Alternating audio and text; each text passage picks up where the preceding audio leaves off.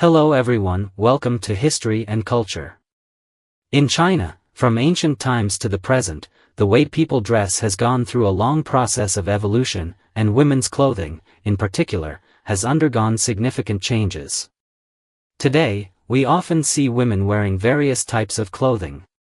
But in ancient times, especially for women, clothing was relatively simple.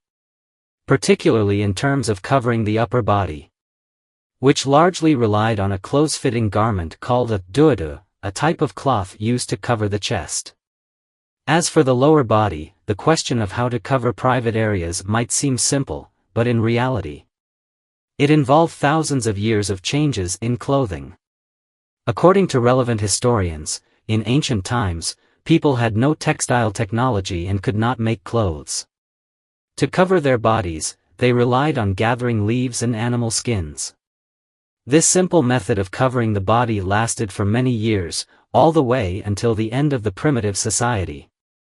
During the Zhou Dynasty, with the widespread use of bronze tools, textile tools were significantly improved. At this time, people's clothing began to be made from linen, but the styles were still very simple and plain. The clothing in the Zhou Dynasty had little variety, and it was more about practicality, reflecting the basic survival needs of the people of that era. By the Shang dynasty, the use of silk gradually began to rise, with the noble class starting to wear clothing made from silk fabric, while common people still wore clothes made from linen. The appearance of silk fabrics marked a division in clothing materials between the noble and the ordinary, and the clothing of the aristocracy and commoners began to show clear differences. During the Western Zhou Dynasty, the ancient Chinese clothing system experienced a significant turning point. It was during this period that the upper garment and lower skirt style was established, where the upper body wore a short garment that reached the waist, and the lower body was covered with a long skirt. While this style appeared elegant, it had some inconveniences.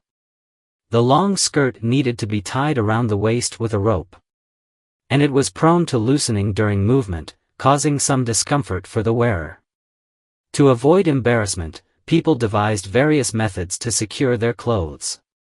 For example, they would wrap several ropes around their waist or add weights to the hem of their skirts. Although these methods solved some problems, they were still not as convenient and comfortable as today's clothing designs. During the Western Han Dynasty, with the opening of the Silk Road, many new clothing styles from the West were introduced to the Central Plains, bringing a huge impact. This trend led to the emergence of a new garment called ku pants. The introduction of ku pants marked a significant innovation in Han Dynasty fashion. These pants extended from the knee to the ankle, with two delicate ropes tying the waist, both beautiful and practical. However, these pants were made from fine silk, with high-quality fabric, and they were expensive. A single pair of ku pants cost as much as half a year's worth of food for an average person. Because of this, ku pants became a luxury item reserved for the aristocracy, and common people could hardly afford them. As a result, the clothing of ordinary people remained simple. Many could only wrap their lower bodies with coarse cloth strips or wear loose robes. The clear differences in clothing based on wealth reflected the class divisions in Western Han society. At this time, clothing was not only a tool for covering the body and keeping warm but had gradually become a symbol of social status, showing people's different positions in society. By the Eastern Han Dynasty, with further improvements in social productivity, a new type of pants, kungku, a more practical type of pants, was introduced. These pants quickly became popular among the people and became a common everyday garment. According to relevant historical records, the design of kungku borrowed the advantages of ku pants, but made several important improvements in detail. It adopted a more fitted cut and was made from fine linen, making it both comfortable and breathable. Unlike ku pants, the price of kungku was relatively affordable. A common artisan could earn enough to buy a pair of kungku after 3 days of work. This affordable price allowed kunku to quickly spread throughout households, with both urban and rural people beginning to wear them. The popularity of underpants brought about a shift in societal attitudes, particularly in terms of personal hygiene and privacy protection. Compared to earlier rudimentary clothing, underpants were not only more comfortable but also provided effective protection for private areas, marking an important advancement at the time. The rise of underpants also promoted progress in the textile industry. To meet market demand, textile artisans began researching and developing new fabrics, which made underpants increasingly stylish and of higher quality, eventually forming a complete industrial chain. By the end of the Eastern Han Dynasty, underpants had become an indispensable part of everyday life, worn by almost everyone. The spread of underpants broke down the hierarchical boundaries in clothing, as both nobles and commoners began wearing similar garments.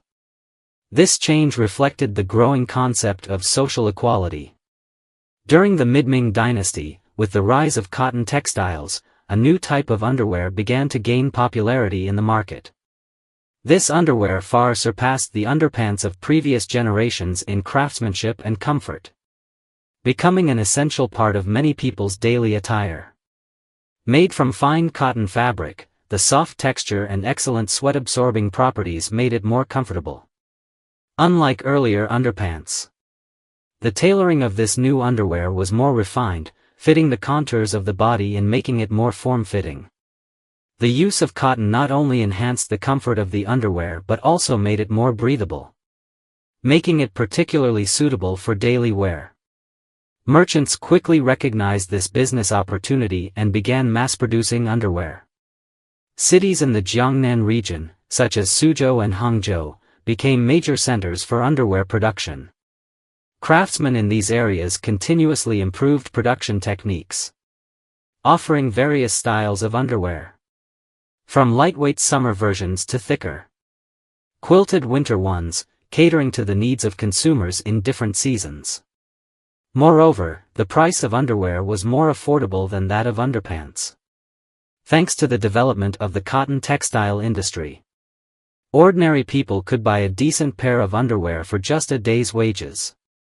This led to the rapid spread of underwear, not only in Han Chinese areas but also in border regions inhabited by ethnic minorities.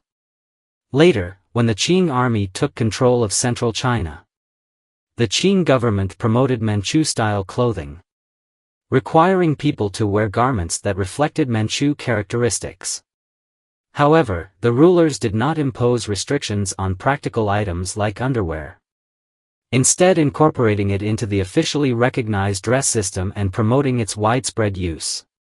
During the Qing dynasty, the textile industry became even more developed, with many workshops specializing in producing underwear.